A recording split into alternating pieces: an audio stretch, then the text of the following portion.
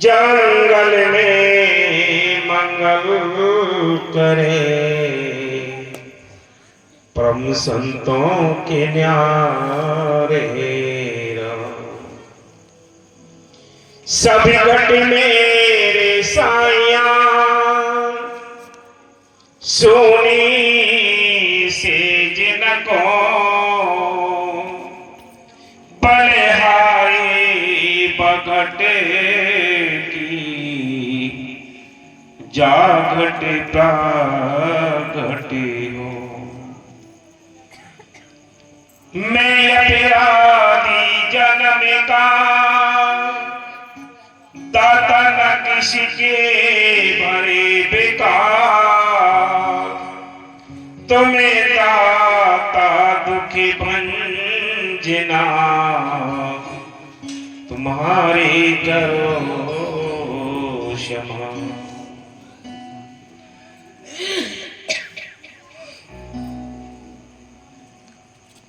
तुम्हारी बिना सकी नाम तुम्हारा,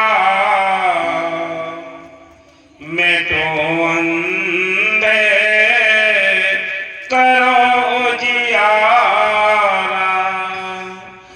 तिमर बिना सकी नाम तुम्हारा, मैं तो अंधे करो जियारा।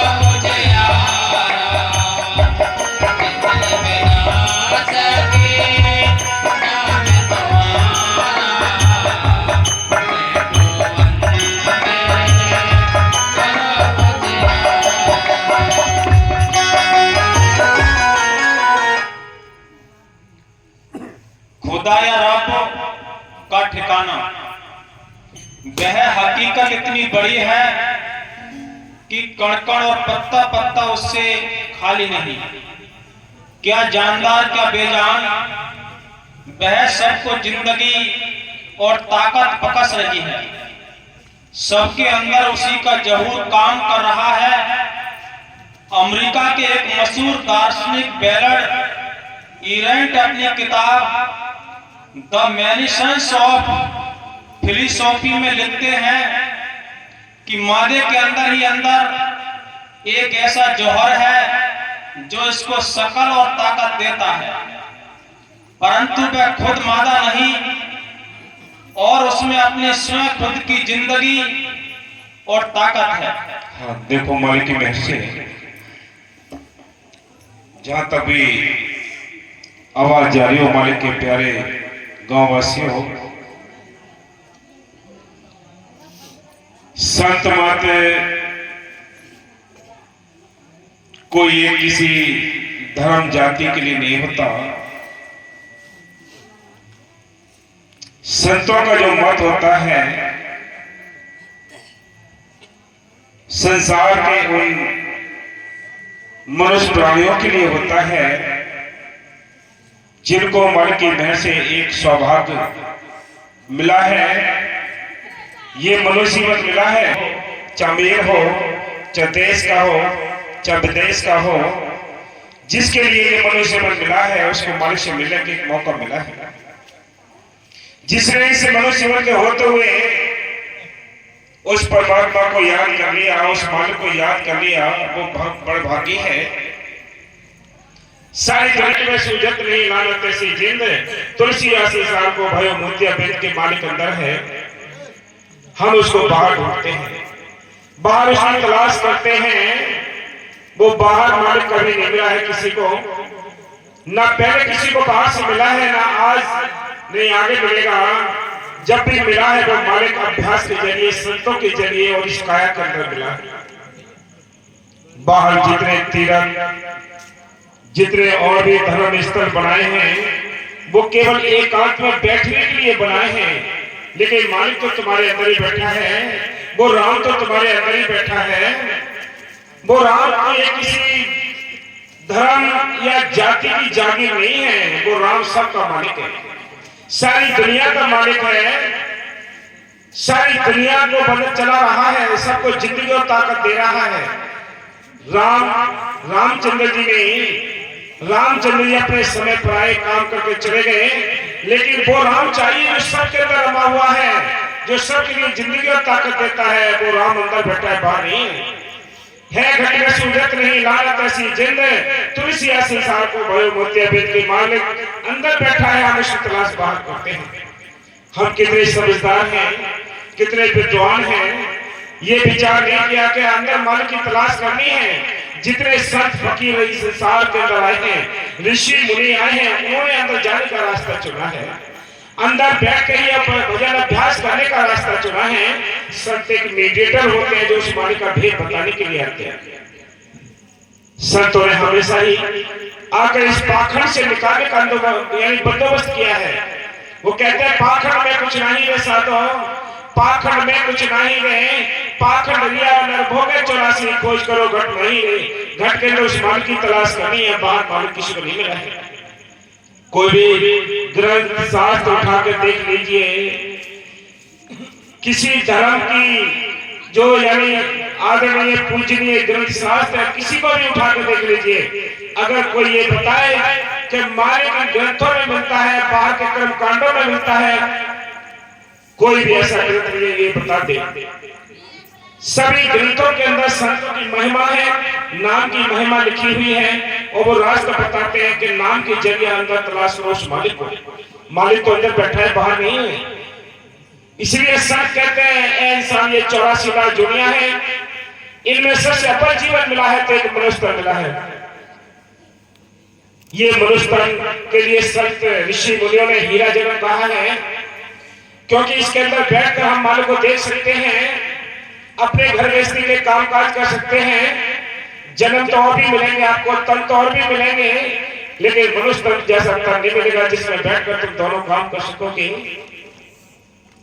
जोड़ियां और भी हैं, उनमें सारी जोड़ियां यानी बच्चों को जन्म भी देते हैं, उनसे प्यार भी करते हैं, लेकिन क्या नहीं कर सकते, उस प्रभु को याद नहीं कर सकते, उस मालिक को याद नहीं कर सकते।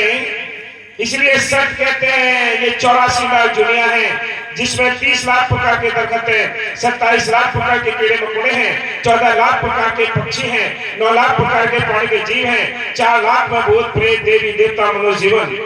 ये सारी दुनिया में एक अपर जीवन मिला है, एक मनुष्य तन मिला है, ये हीरा जन्म मिला है।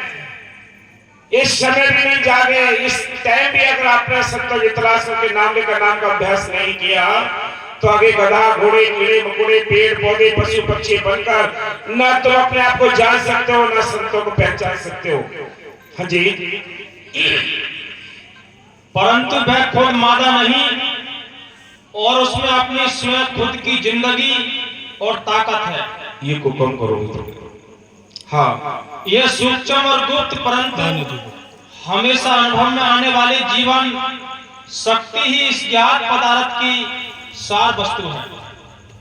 जर्रा जर्रा में वही चमक रहा है, फूलों में वही महक रहा है। ये चांद, ये सूरज और सितारे क्या है, ये वही दमक रहा है।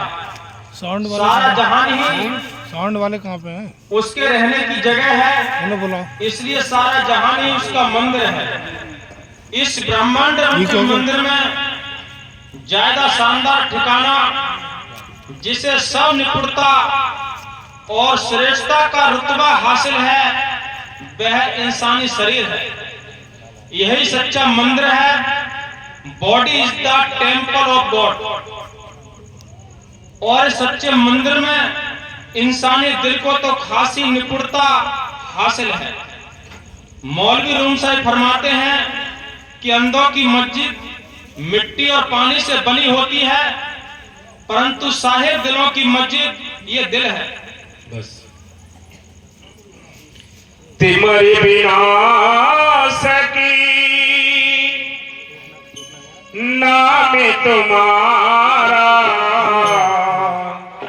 मैं तो अंधे करो जियारा।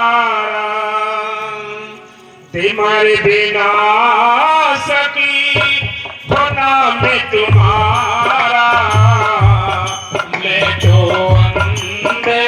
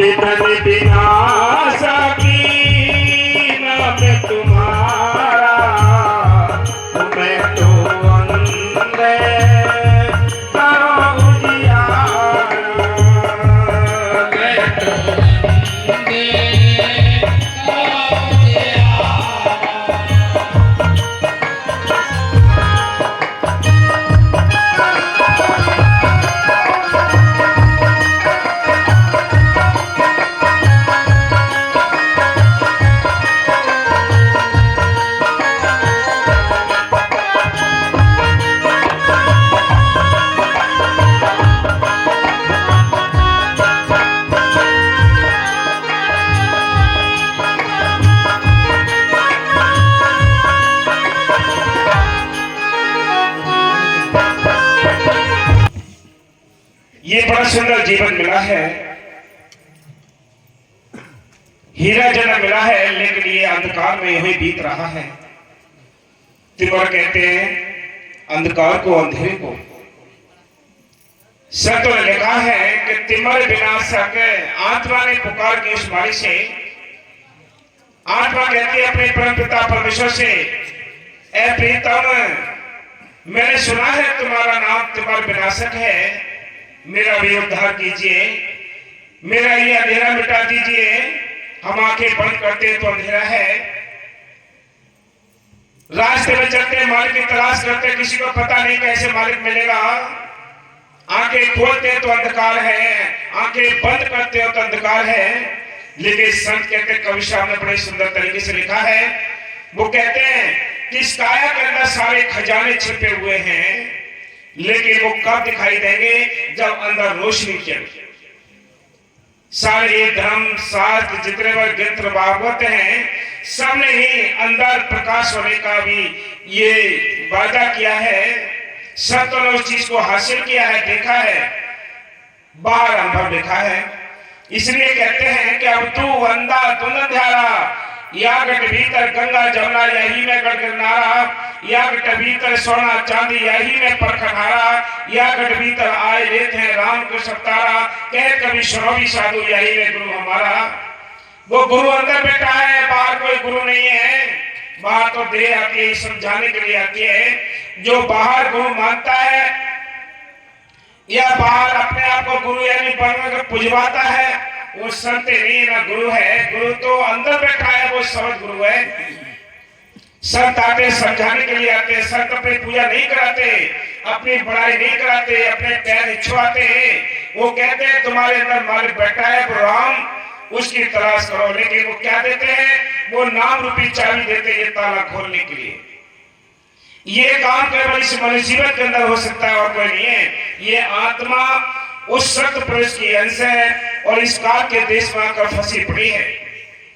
ये उलझ चुकी है, जैसे नौमत सूत उलझा पड़ा हो ऐसे ये उलझी पड़ी है। संत आते हैं, इसको सुलझाने के लिए आते हैं, कहते हैं अपने घर चलो, ये तुम्हारा देश नहीं, ये त्रिलोक की एक पिंजरा है और हम सब यहाँ कैद हैं। निकालने के लिए संत आते हैं, चलो अपने घर चलो। सत्य यानी कवि साहब का चल हंसा सतलोक हमारे, छोड़ो ये संसार हो, ये संसार काल है राजा कर्म को जाल पसरा, ये कर्मों का जाल पड़ा है। हाँ जी,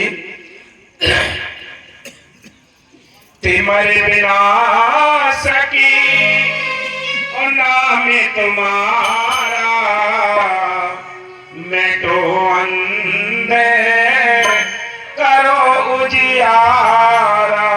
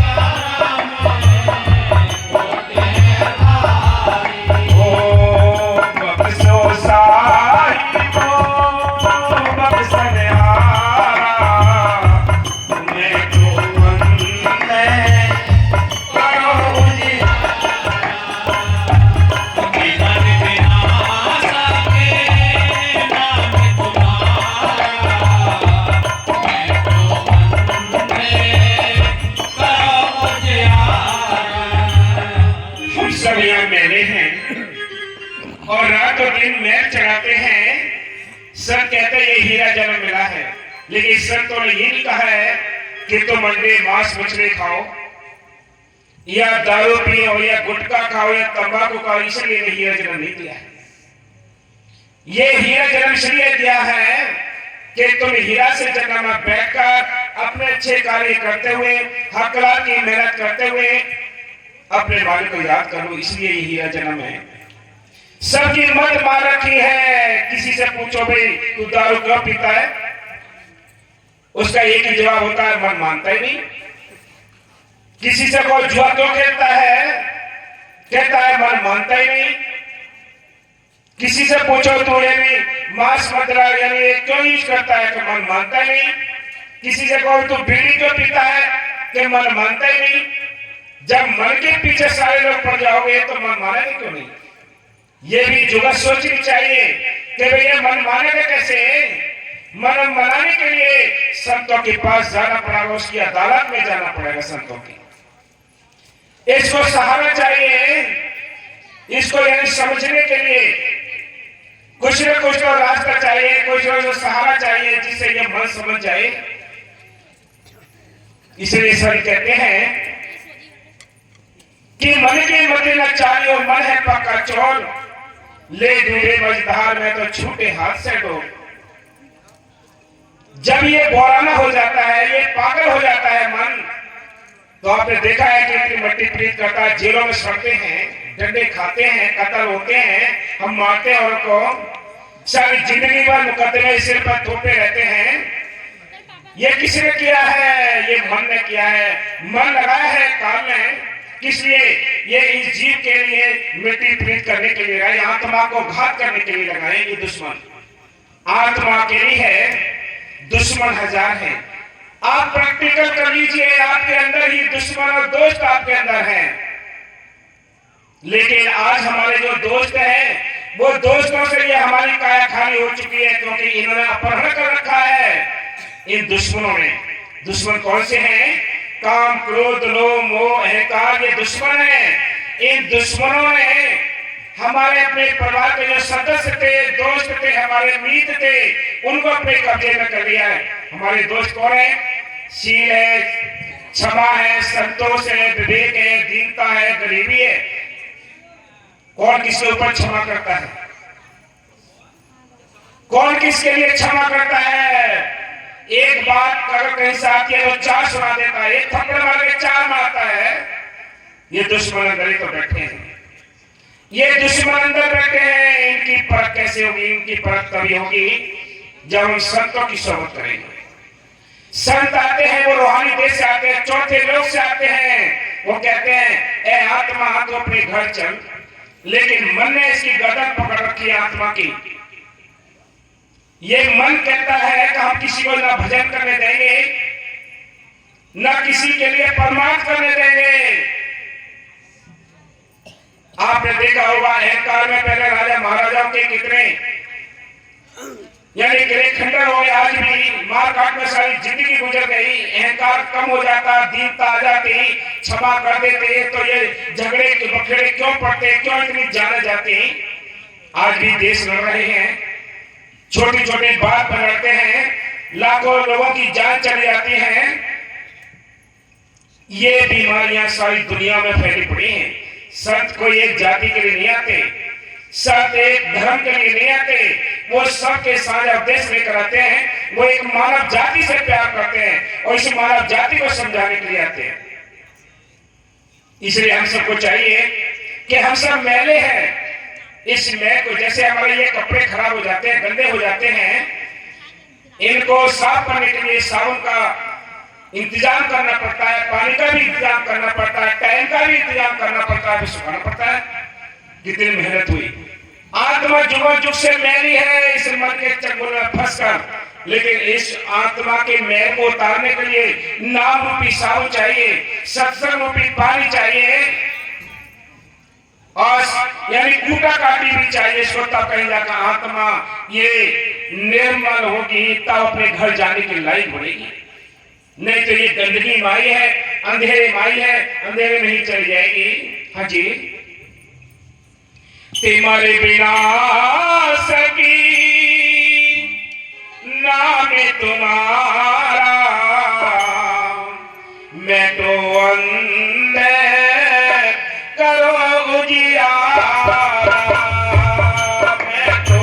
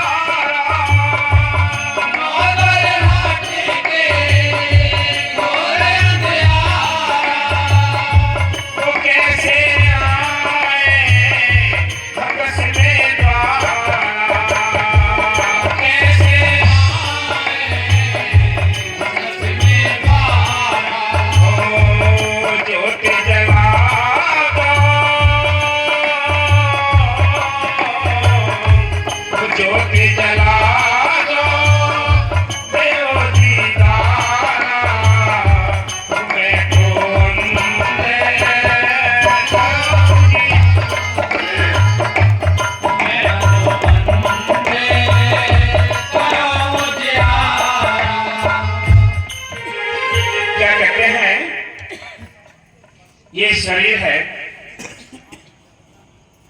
ये शरीर के 10 दरवाजे हैं। एक दरवाजा बंद पड़ा है और 9 दरवाजे खुले हैं। 2 कान, 2 नाक, 2 टट्टे के पेशाब, 1 मुंह।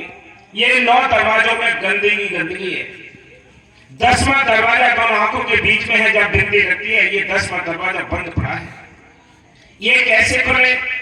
ये ऐसे नहीं खुलता है। इस पर जो ताला लगा है, ये ऐसे नहीं खुलता है। ये खुलेगा संतों के जरिए खुलेगा। संत इसको नाम की चाबी देते हैं। इस ताले पर यानी नाम की चाबी लेकर जीव अगर इसको घुमाएगा, ये ताला खुलता है। तब कहीं जाकर अंदर मालिक के दर्शन होंगे। मालिक के दर्शन बाहर नहीं होते। मालिक के दर्शन हुए हैं। जितने बार संत फकीर आए हैं, उन्होंने उस मालिक को अंदर देखा है, बाहर नहीं देखा। बाहर तो हमें किताबें दी है समझाने के लिए, ग्रंथ शास्त्र दिए हैं कि रास्ता समझो, चलो और आगे चलो, लेकिन ये उलझने के लिए नहीं दिया है। इसलिए कहते हैं, और क्या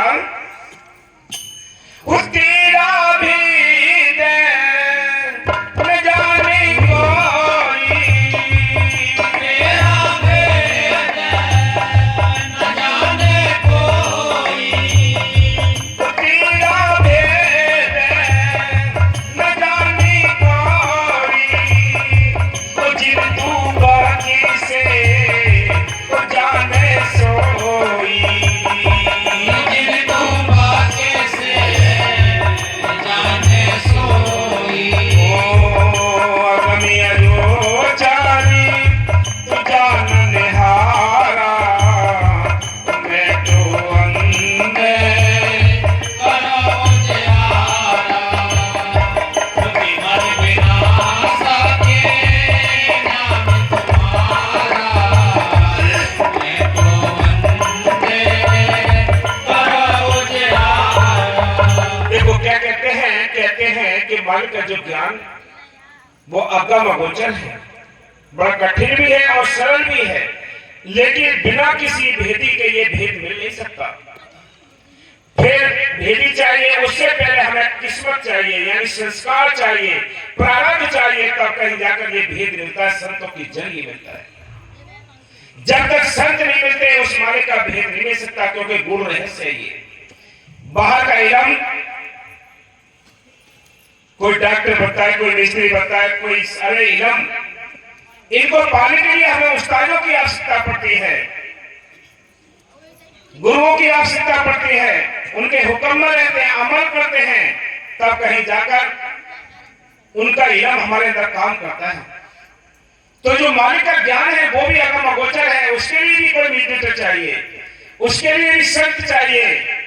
संत उस मालिक के देश के जानकार होते हैं, मालिक के देश आना और जाना करते हैं, वो हम सबको समझाने के लिए आते हैं। वो एक भेदी होते हैं, वो भेद बताते हैं कि मालिक तुम्हारे अंदर बैठा है, उसको अंदर से तलाश करो। जब तक हमें कोई भेदी नहीं मिलेगा, तब तक भेद मिल नहीं सकता। याद रखो, ये मनुष्य जीवन यही बर्बाद होता जा रहा है। कहता हूं कि जात हूं कहूं बजाकर ढोले, एक श्वास खाली जात रहती है। लोग का बोले के विश्वास की कीमत तो लोग के मोल के समान है, जो हमारे बातों बातों में गुजर रही है। हम कहिए सारा गांव भक्ति भजन कर ले, सारा गांव संतों के पास चला जाए, ये हो नहीं सकता। जिनके संस्कार होते हैं उनकी ये बात समझ में आती है, बाकी किसी को बात समझ में नहीं आती है। कि आप प्रैक्टिकल कर लीजिए, आप देख लीजिए, अगर यहाँ कोई फिल्मी कलाकार होता और कोई बाहर का आडम्बर होता, ये सारा गांव का आस पड़ोस के गांव भी इकट्ठे हो जाएंगे एक जगह। ये आत्मा की खुराक है, इसको कोई बिरला लेता है। आप वो सुनते नहीं, वो देखते नहीं, आते नहीं, किसी की किस्मत नहीं है। लल्लू पंजू यानी भक्ति के मार्ग में चल नहीं सकते। ये बहादुरों का काम है, ये कायरों का काम नहीं है। कायर इस मैदान में नहीं टिक सकते, इसमें बहादुर चलते हैं। वाकई सभी का ये मामला नहीं कि सभी इसको समझ रहे। परिवार में सभी नहीं समझ सकते, तो ये देश, ये गांव, ये संसार बहुत बड़ा है। परिवार में है 4 सदस्य, तो 4 नहीं सदस्य आपस में एक नहीं हो सकते, एक विचार नहीं हो सकते, एक लगन नहीं हो सकती, एक तड़प नहीं हो सकती, तो इस संसार को कैसे बदल सकते हैं? इसलिए सब कहते हैं बिना किस्मत के किसी के ये बात समझ नहीं आनी है। हाँ जी,